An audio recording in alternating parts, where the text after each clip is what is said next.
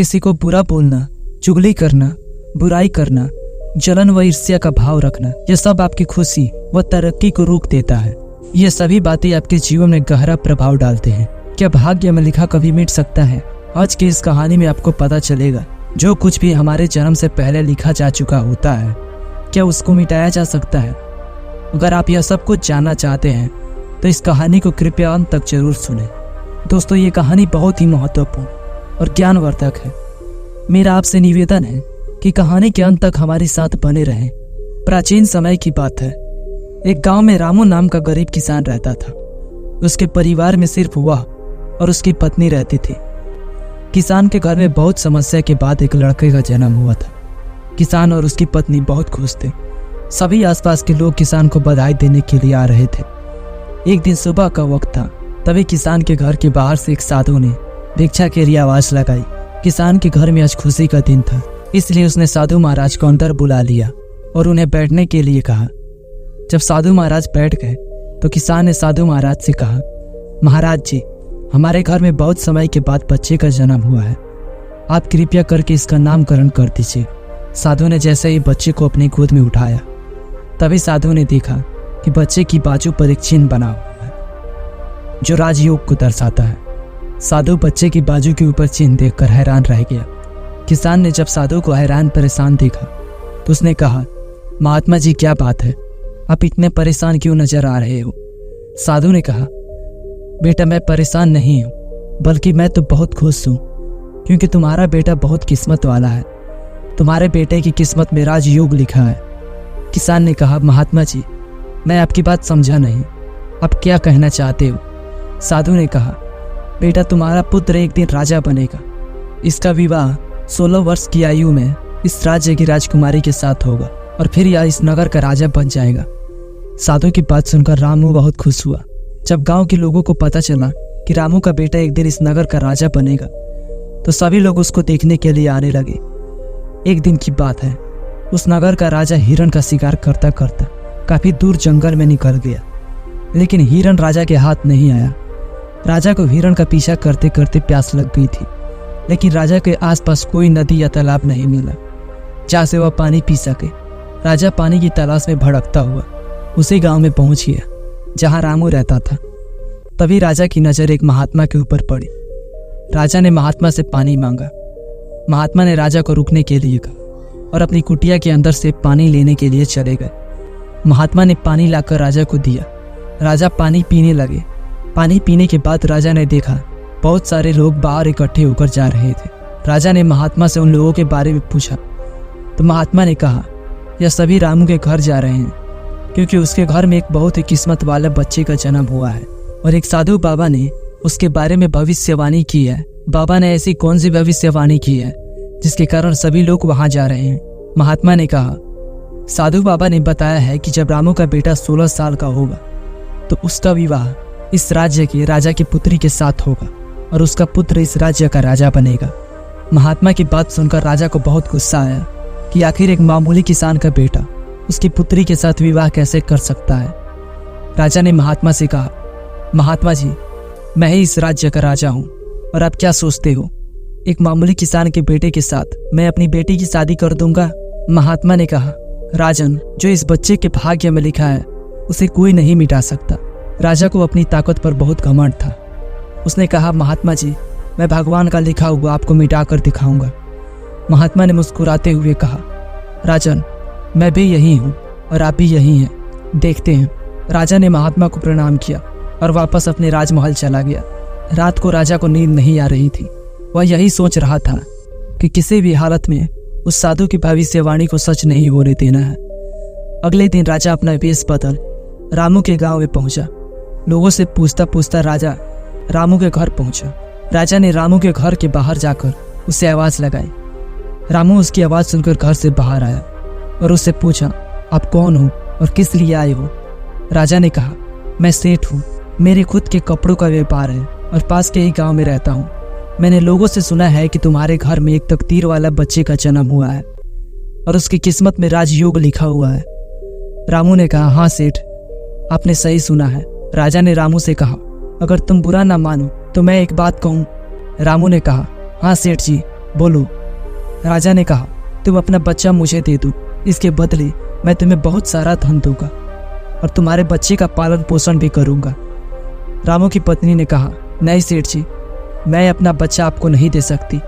राजा ने कहा, तुम एक मामूली से किसान हो, तुम अपने बच्चे का पालन पोषण अच्छी तरह से नहीं कर पाओगे। रामू ने सेठ की बात सुनकर कहा, हाँ सेठ जी, आप ठीक कहते हो, हम इस बच्चे का पालन पोषण अच्छी तरह से नहीं कर सकेंगे।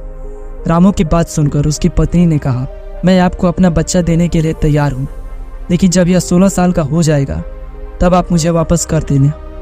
राजा ने कहा, ठीक है, जब तुम्हारा बच्चा 16 वर्ष का हो जाएगा तो मैं तुम्हें वापस कर दूंगा।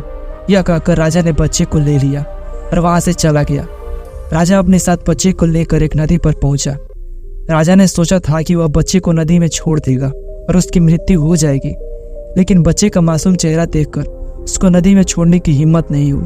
वह बहुत सोचने के बाद राजा ने एक लकड़ी का एक संदूक लिया और बच्चे को संदूक में बंद करके पानी में बहा दिया। राजा ने सोचा, संदूक गहरी नदी में जाकर अपने आप ही डूब जाएगा और यह बच्चा मर जाएगा। यह सोचकर राजा अब निश्चित होकर वापस राजमहल में चला गया कि अब यह बच्चा वापस नहीं आएगा और मेरी बेटी के साथ इसकी शादी भी नहीं होगी। मैंने भाग्य का लिखा हुआ मिटा दिया। इधर वह संदूक बहता हुआ एक नदी के किनारे पर पहुंचा, जहां पर एक धनवान सेठ सूर्य देवता को जल चढ़ा रहे थे। उस सेठ ने जब संदूक को खोलकर देखा तो उसके अंदर एक बच्चे को देखकर वह हैरान हो गया। उस सेठ की कोई संतान नहीं थी। सेठ उस बच्चे को अपने घर ले गया।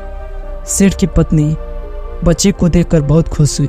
उसने जब सेठ से पूछा कि यह बच्चा किसका है, तो सेठ ने उसको बच्चे के बारे में बताया कि कैसे वह नदी में बहता हुआ मिला, और सेठ उसकी पत्नी ने बच्चे के लिए भगवान को हाथ जोड़कर धन्यवाद दिया। अब वह बच्चा सेठ के घर में पलने लगा।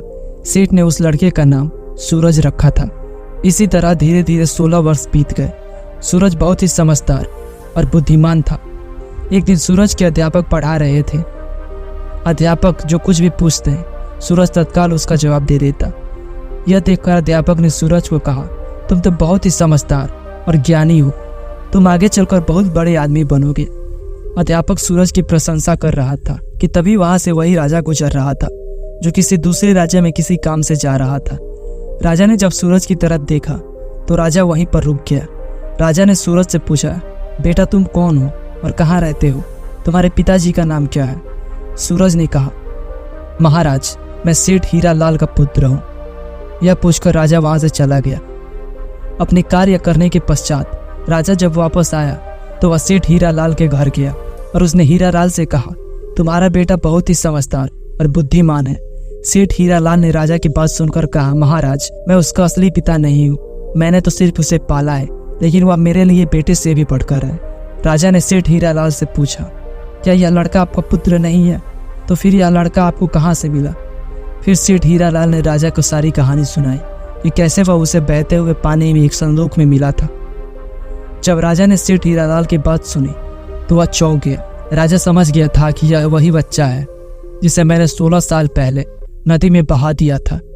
राजा और सेठ हीरा लाल अभी बातें ही कर रहे थे कि वहां पर सूरज आ गया। राजा ने सूरज को देखा तो उसने सेठ हीरा लाल से कहा, सेठ जी मुझे आगे किसी काम से जाना है, अगर आप अपने बेटे के हाथों मेरी एक चिट्ठी महारानी तक पहुंचा दे तो मैं उसको सोने की 50 मोहरें दूंगा। सूरज ने यह सुनकर राजा से कहा, हाँ महाराज क्यों नहीं, मैं आपकी चिट्ठी जरूर पहुंचा दूंगा। राजा ने चुपचाप एक संदेश लिखा और चिट्ठी के ऊपर मुहर लगा दी और चिट्ठी को सूरज को पकड़ा दी और कहा कि बेटा यह लो, यह रानी तक पहुंचा देना। सूरज राजा की चिट्ठी लेकर चला गया।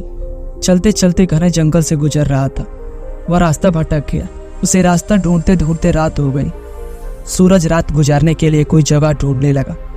तभी उसकी नजर एक झोपड़ी के ऊपर पड़ी। सूरज ने सोचा, मैं रात यहीं पर बिता लेता हूँ।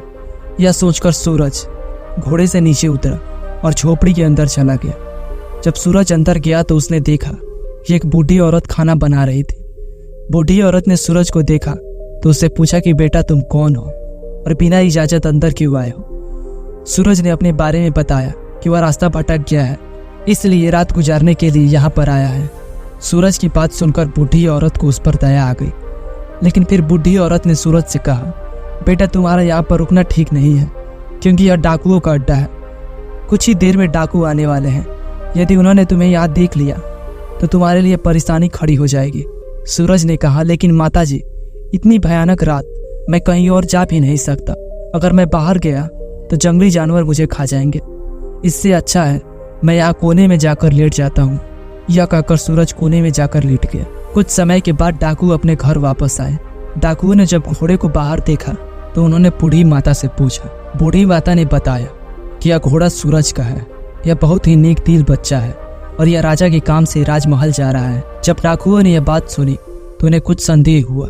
वह राजा की हरकतों के बारे में जानते थे, इसलिए उन्होंने सूरज की जेब से चिट्ठी निकाली और उसे पढ़ने लगे। जैसे ही डाकुओं ने वह चिट्ठी पढ़ी तो वह समझ गए। बूढ़ी माता ने उनसे पूछा, चिट्ठी में क्या लिखा है? उनमें से एक डाकू ने बताया कि चिट्ठी में लिखा है कि जैसे ही यह लड़का तुम्हारे पास पहुंचे, इसको उसी समय मरवा कर कहीं दूर दफना देना। यह काम मेरे पहुंचने से पहले हो जाना चाहिए। बूढ़ी माता ने जब यह बात सुनी तो बोली, यह राजा कितना दुष्ट है, जिसके हाथों चिट्ठी भिजवा रहा है उसी को मारवाने का आदेश भी दे रहा है। यह सोचकर बूढ़ी माता ने सोचा कि मुझे इस मासूम बच्चे की रक्षा करनी चाहिए। उसने डाकुओं से कहा। डाकुओं ने दूसरी चिट्ठी लिखकर उस चिट्ठी से बदल दी और वापस सूरज की जेब में रख दी।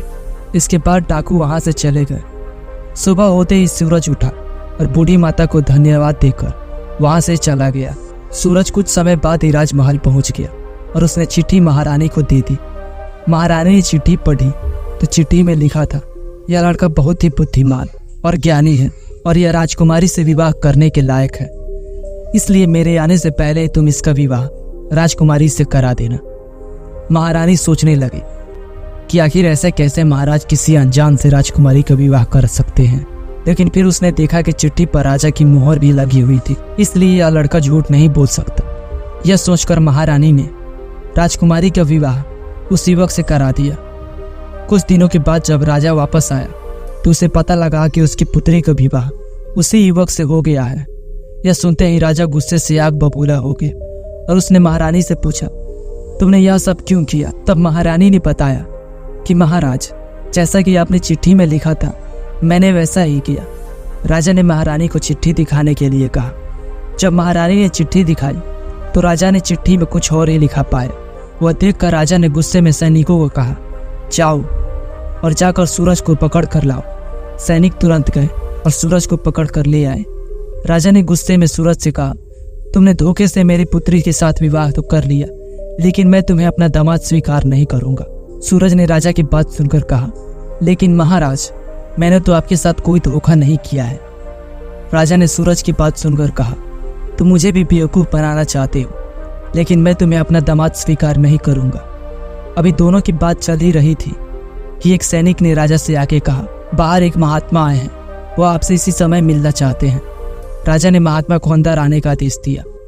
महात्मा जी अंदर आए तो राजा ने उठकर उनको प्रणाम किया और उनके आने का कारण पूछा। महात्मा ने कहा, राजन, लगता है आपने मुझे पहचाना नहीं। राजा ने कहा, नहीं महाराज, मैंने आपको नहीं पहचाना। महात्मा ने मुस्कुराते हुए कहा, राजन, मैं वही हूँ जिसे तुम आज से 16 वर्ष पहले भाग्य का लेखा मिटाने की बात बोलकर आए थे। जैसे ही महात्मा ने यह बात कही, राजा एकदम से चौंक गया। उसे सब कुछ याद आ गया। महात्मा ने मुस्कुराते हुए कहा, क्यों राजन, भाग्य का लेखा मिटा दिया? राजा ने आंखें नीची करके कहा, नहीं महात्मा, मैं भाग्य के हाथों हार गया। महात्मा ने कहा, राजन, भाग्य के हाथों कोई नहीं जीत सकता, इसलिए सूरज को अब अपना दामाद स्वीकार करो और अपना राजपाट उसको सौंप दो। राजा ने कहा, महात्मा जी, जैसा आपने कहा है वैसा ही होगा। राजा को समझाकर महात्मा जी वहां से चले गए। राजा ने सूरज से माफी मांगी और सारा राजपाट उसको सौंप दिया। तो दोस्तों, कैसी लगी ये कहानी आपको? हमें कमेंट सेक्शन में जरूर बताएं और याद रखें कि समय से पहले और भाग्य से ज़्यादा कभी किसी को नहीं मिलता।